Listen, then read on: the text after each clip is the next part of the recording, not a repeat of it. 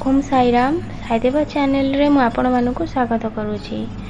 बाबा समस्त को खुशी रखंतु, भले रखंतु। मो बाबा पाखरे मोर एतिकी गुहारी, मो साई परिवार समस्ते सुखरे रुहंतु।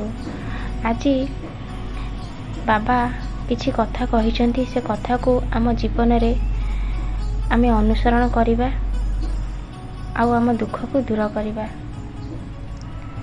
केउ समय रे नमस्कार कले आमर क्षति हुए।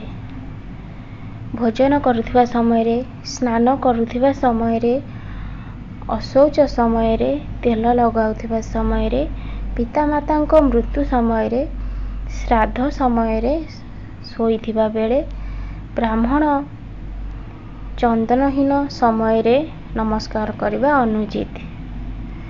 एहा द्वारा अधर्म बढ़े, दारिद्रता देखा दिए। एक हस्त स्पर्श करी गुरु गुरुजन ब्राह्मण अतिथि को प्रणाम कले पुण्य फल मिले नहीं।